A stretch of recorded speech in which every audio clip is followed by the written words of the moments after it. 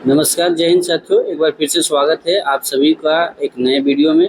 और ये video related होने वाला है सक्षमता परीक्षा 2 देने वाले शिक्षकों के लिए।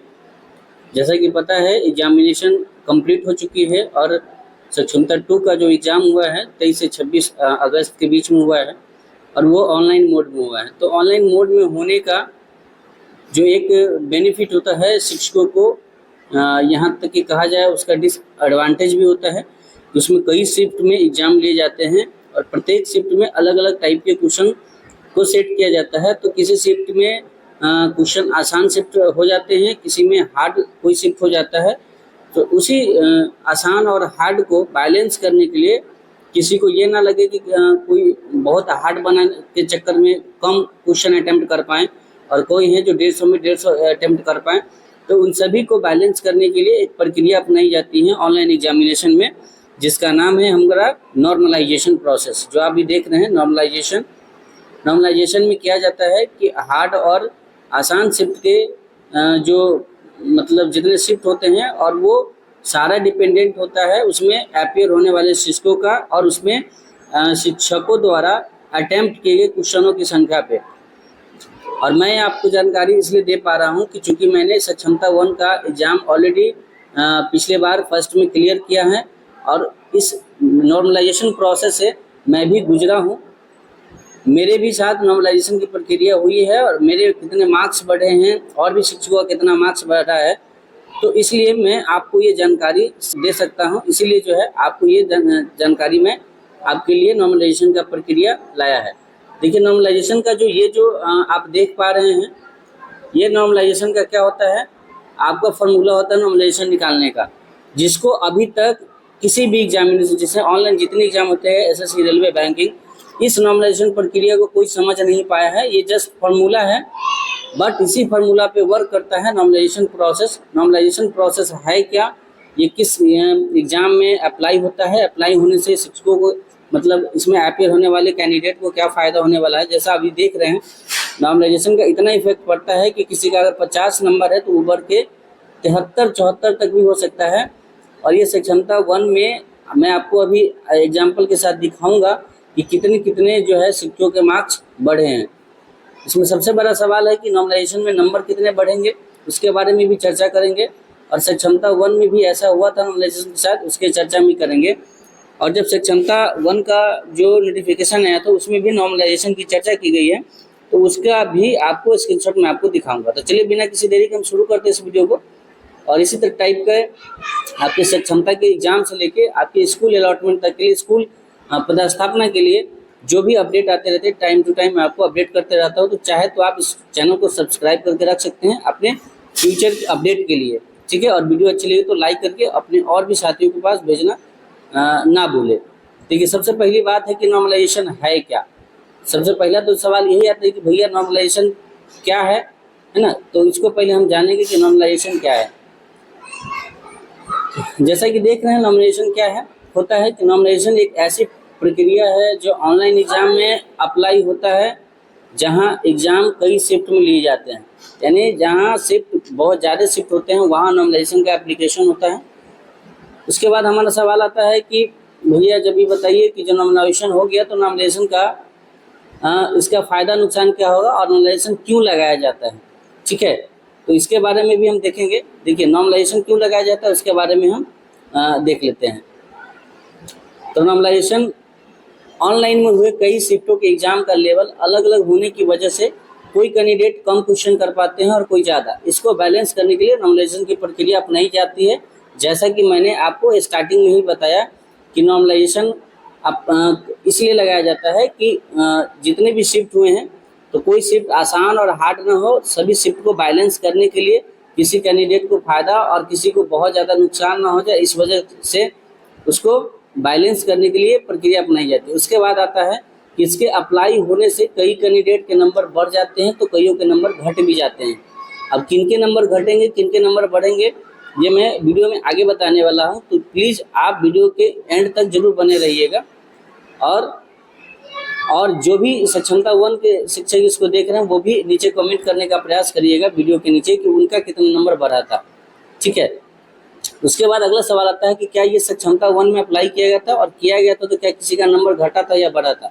तो इसका आंसर है कि जी हाँ, इसका अप्लाई सक्षमता 1 में किया गया था और इसके जो है लगभग 99% शिक्षकों का फायदा हुआ था।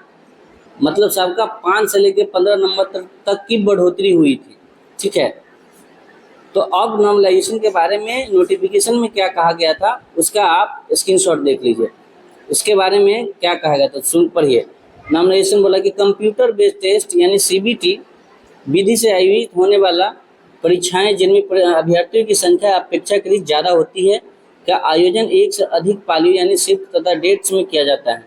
ऐसी परीक्षाओं में सामान्यतः अलग अलग पालियों में प्रश्न पत्र के अलग अलग कठिनाई स्तर होने के कारण इन परीक्षाओं का परीक्षा फल तैयार करने के पूर्व नॉर्मलाइजेशन की विधि अपनाई जाती है ताकि किसी विशेष पाली के अभ्यर्थियों को कोई लाभ या हानि ना हो। इसलिए इस परीक्षा में नॉर्मलाइजेशन विधि अपनाकर परीक्षा फल प्रकाशित किया जाएगा। साथ साथ ये जानकारी सक्षमता 1 के नोटिफिकेशन में दे दिया गया था कि हम नॉर्मलाइजेशन की प्रक्रिया अपनाएंगे फाइनल रिजल्ट देने से पहले। जो फाइनल रिजल्ट मैं घोषित करूंगा विभाग के द्वारा, उससे पहले नॉर्मलाइजेशन की प्रक्रिया अपनाई जाएगी। ये साफ साफ कहा गया था सक्षमता 1 के नोटिफिकेशन में, जैसा कि आप ये साफ साफ देख पा रहे हैं। उसके बाद नॉर्मलाइजेशन की प्रक्रिया के उपरांत अभ्यर्थियों का जो नॉर्मलाइजेशन स्कोर होगा वही अभ्यर्थी का प्राप्तांक होता है। अभ्यर्थियों की उत्तीर्णता अथवा अनुत्तीर्णता का निर्धारण इसी नॉर्मलाइजेशन के आधार पर खंडिका 9 में दिए गए उत्तीर्णांक प्रतिशत के अनुसार होगा, न कि रॉ स्कोर। देखिए, एक रॉ स्कोर आता है कि आपने अपना आंसर किसे मिलाया नंबर, और मान लीजिए नंबर आपका 35 आया और आपका जो शिफ्ट था मान लीजिए वो हार्ड हो गया, जिसके वजह से नंबर आपका बढ़ेगा, लगभग 10 नंबर बढ़ गया, तो आपका नंबर हो गया 45। तो अब जो पास और फेल की गणना, पास और फेल की जो गणना होगी वो इस नंबर 45 पे होगी, न कि 35 पे। समझ रहे हैं? तो नॉर्मलाइजेशन का जो मार्क्स मिलता है उससे डिसीजन होता है कि आप पास है या फेल है। जैसा कि इन्होंने एग्जाम्पल देके बताया भी है गौ में कि मान लीजिए उदाहरण स्वरूप किसी सामान्य श्रेणी के अभ्यर्थियों का 150 अंकों की परीक्षा में रॉ स्कोर 61 है और नॉर्मलाइजेशन प्रक्रिया के उपरांत उनका नॉर्मलाइजेशन स्कोर 59.10 आ रहा है, तो निर्धारित अनुत्तीर्णांक 60 प्राप्त नहीं करने के कारण अभ्यर्थी का रिजल्ट अनुत्तीर्ण हो जाएगा। इनका कहना है कि मान लीजिए किसी का जो उत्तीर्णांक है, जैसे कि जनरल का 40% पे है, तो इनका 60 नंबर लाना जरूरी है।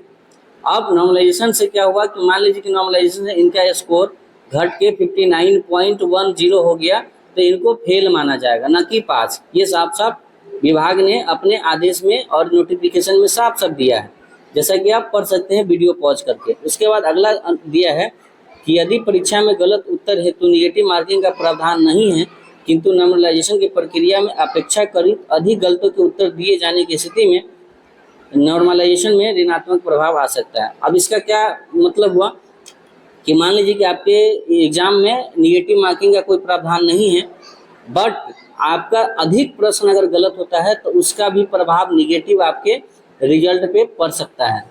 तो आई होप कि आपको समझ में आया होगा विभाग क्या समझाने की कोशिश कर रही है, और नॉर्मलाइजेशन की प्रक्रिया आप समझ में आया होगा। नॉर्मलाइजेशन की प्रक्रिया में अमूमन मैंने देखा है सक्षमता 1 में मेरे खुद के 9 मार्क्स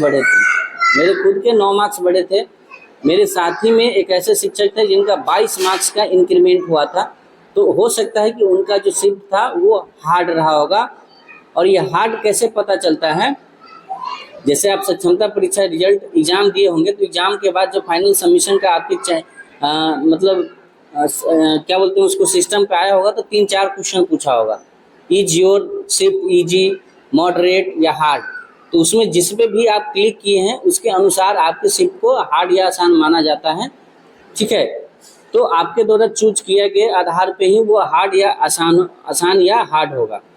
तो जिस शिफ्ट में शिक्षकों या कैंडिडेट के द्वारा कम से कम यानी क्वेश्चनों को अटेम्प्ट किया गया है, उस शिफ्ट को हार्ड माना जाता है कि भैया बना ही नहीं है, इस वजह से अटेम्प्ट नहीं किया गया।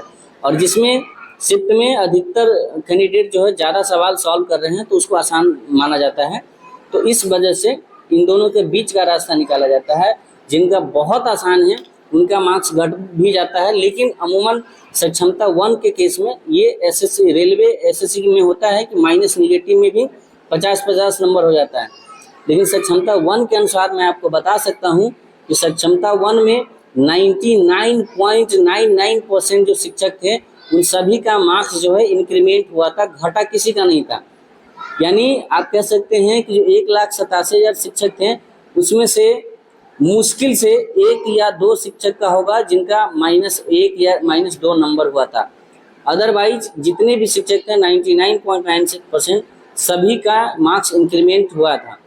तो आप निश्चिंत रहें। सबसे पहले आपका आंसर की आने वाला है, आंसर की से आप मिलाएंगे और आंसर की से मिलाने के बाद आप अपने जो है मार्क्स हमारे साथ शेयर करेंगे। वो टेलीग्राम चैनल का लिंक मैं डिस्क्रिप्शन में दे दूंगा। टेलीग्राम चैनल पे आप आंसर की आने के बाद आप अपना क्वेश्चन भी भेज सकते हैं और जो आपको लगे गलत क्वेश्चन है उसको भी आप भेज सकते हैं। चैलेंजिंग कैसे करना है वो भी बताएंगे टाइम पे आने पे। तो आप वो क्वेश्चन हमारे साथ शेयर कर सकते हैं, अपना मार्क्स शेयर कर सकते हैं। उसके बाद आंसर की में जब चैलेंजिंग हो जाएगा तो आपका फाइनल रिजल्ट दिया जाएगा और रिजल्ट में नॉर्मलाइजेशन की प्रक्रिया अपनाई जाएगी। ठीक है, तो आई होप कि आप सभी लोग नॉर्मलाइजेशन के बारे में अवगत हो गए होंगे। वीडियो अच्छी लगे तो प्लीज़ वीडियो को लाइक करिएगा और चैनल से पहली बार जुड़े तो प्लीज़ चैनल को सब्सक्राइब कर लीजिएगा इसी तरीके के अपडेट के लिए। तब तक के लिए आप स्वस्थ रहिए, मस्त रहिए और अपने काम में पूरी तरीके से व्यस्त रहिए। Thank you so much. जय हिंद,